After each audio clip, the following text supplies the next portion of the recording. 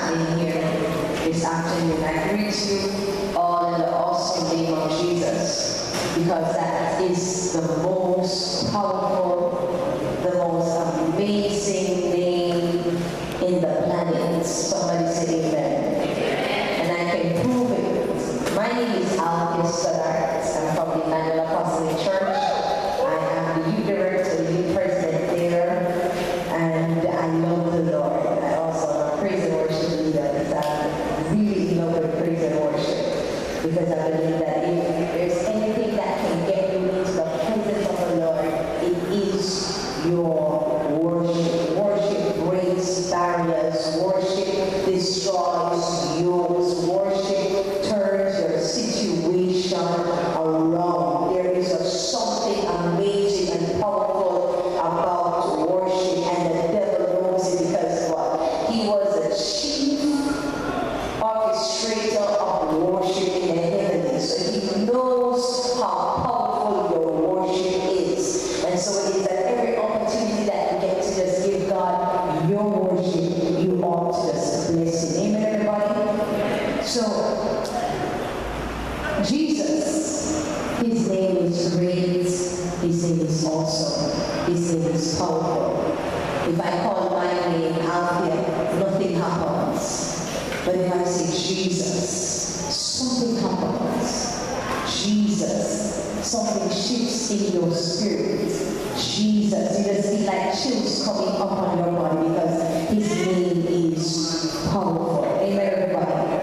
Amen, everybody. Come on, let's put our hands together for Jesus. So, I'm not going to preach, because I'm really in a recovery process, but I'm just going to speak as the Lord leads me. Amen, everybody? And so I'm going to start off. I need two persons to stand up, and I want you to say the theme, say the first part of the theme, and then the other person has to finish the theme. So I need two persons to stand up. The first person needs to tell me the first part of the theme and what that means to you. And then the next person is going to tell me the second part of the theme and what that means to you. So anyone, I don't want to pick. Should I pick on something? Should I pick? I'm going to pick on that young man in the glasses. Is that white and black? He just stood up. Alright. So you're going to stand and tell me the first part of the theme and what it means to you. Which school you go to? You're a visitor? Okay, put your hands together for us. Alright. I'm going to pick up somebody else. What about that young man? Are you from the school? Who? Yes. Past student. His name is Sharon? Okay. Seriously? Oh, they're past students? Okay. I'm getting a little bit nervous now. A little bit nervous. Now it's time to be separated. Now it's time to be separated, but I want to do the two parts. So now is, and then time to be separated. So now is, let's see what the now is. Now is. When you hear somebody speak about no, what comes to mind? Something like immediate, right? Urgent. There's some urgency to it. No is. So you're not saying no later, no tomorrow, but you're saying no is, but not just no is. You're putting in the time to be separated. So it simply means that all along we were fully separated, and now we're deciding to take a stance that in this season, at this moment in my life, I am going to be separated. But separated from what? Separated from who? Who should we be separated from? Anybody can answer. I'm going to the scripture now, but I want to bring your mind to a place. Who should we be separated from? You see the enemy, okay, I'll take that one. The world, that's a big one. Sin. Yes. Anything else? So one person ought to be separated from the enemy. One person ought to be separated from the world. Somebody else said they ought to be separated from sin. But there's one more thing. There's one more thing. Separated from our flesh. Now that's a tricky one. So I need to be separated from the world. I need to be separated from sin. I need to be separated from the enemy. I need to be separated from my flesh. But how do I do all of that? And I'm still in the flesh. Are you following me? So let's go to some scriptures. I'm going to go to the first one. And this one is taken from Joshua chapter 24. Verse 30.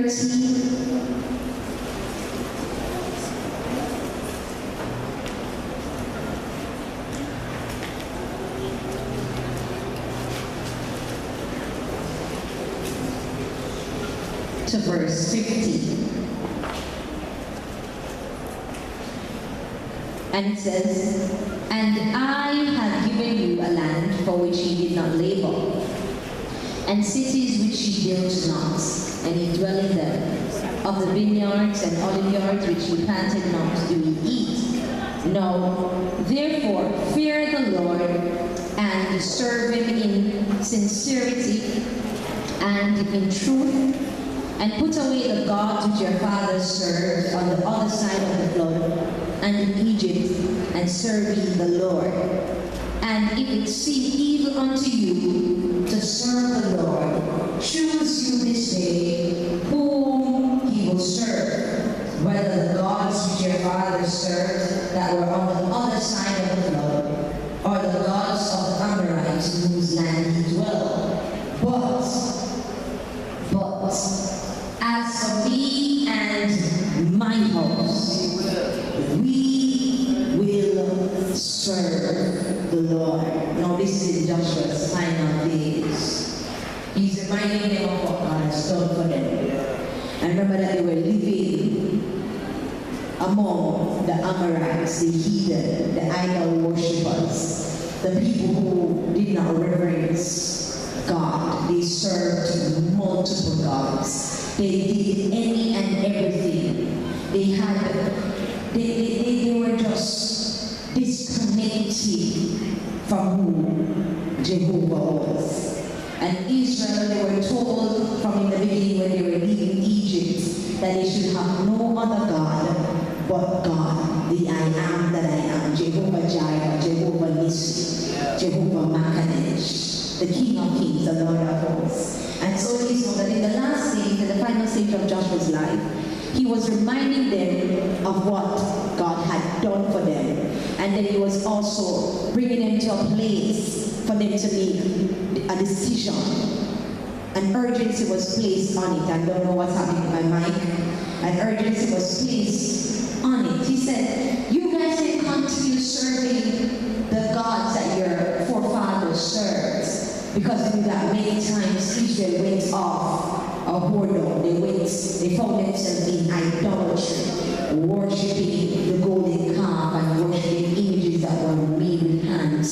And so they oftentimes strayed. But now Joshua was saying to them, you have to make a decision today whom you will serve. And that's basically what your theme is saying. Now is the time to be separated.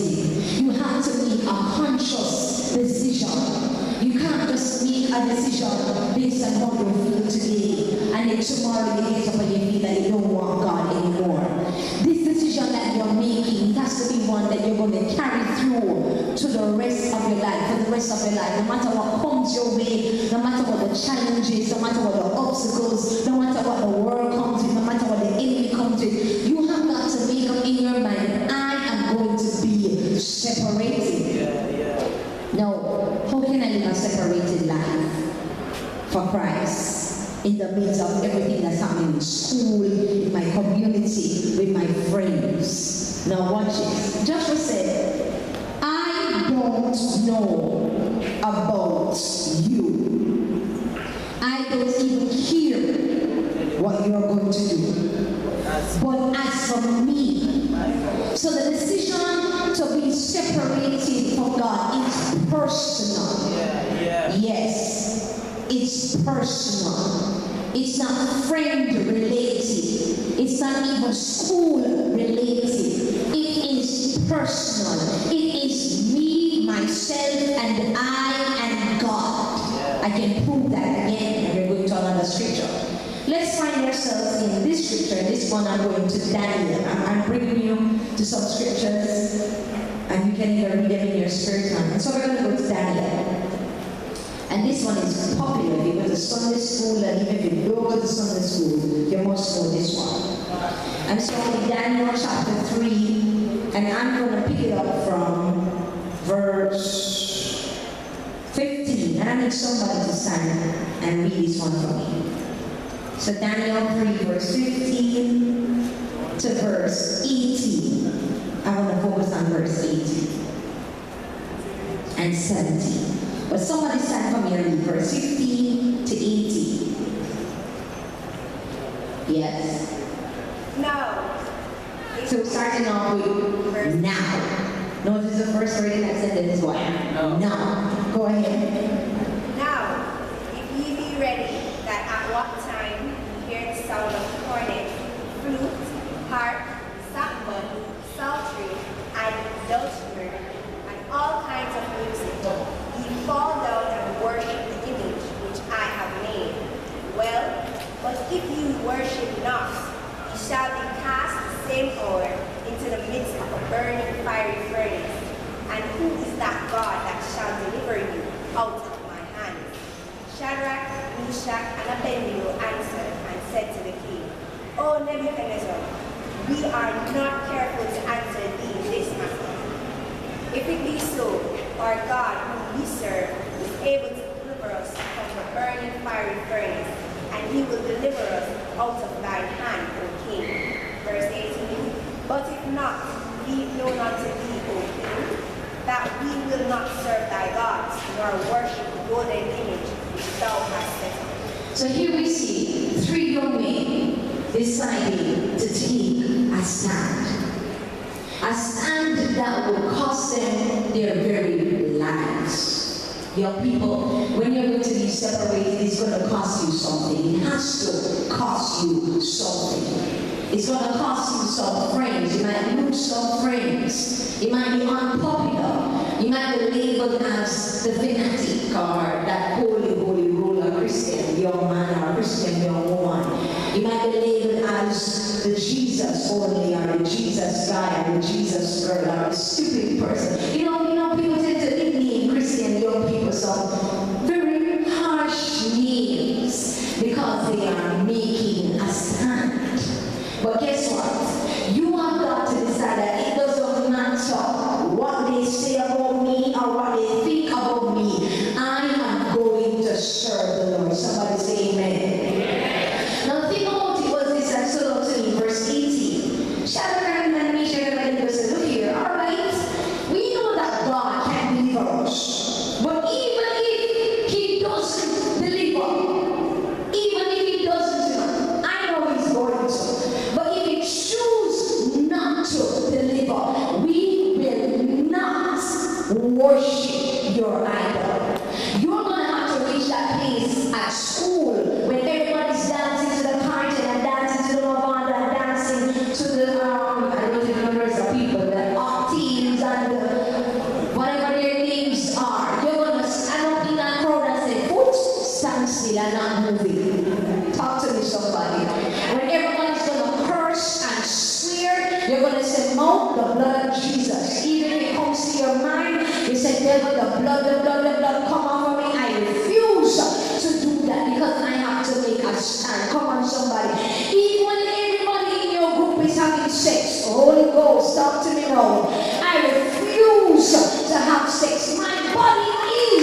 the temple of the living God. Come on, somebody say amen.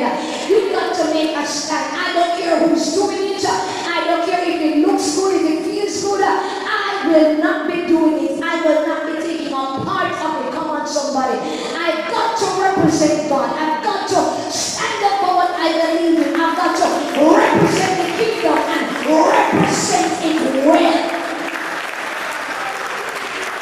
So if it's going to cost me your friendship, that's okay. God is going to send another friend in my direction. If it's going to cost me to be unpopular, that's okay, because guess what? I would rather be unpopular down here and go up here and be popular. Come on, somebody. So these young men decided that guess what? If you're going to throw me in the fiery furnace, go ahead and throw me in there, but I will not worship your God. And guess what happened? Because they stood up for what they believed in, when they were cast in the furnace, the Bible says that King Nebuchadnezzar said, no, did we put 3 men in the fire, but behold, I see 4. Come on, somebody. When you stand up for God, God's going to stand up with you. He's going to back you. He's going to support you.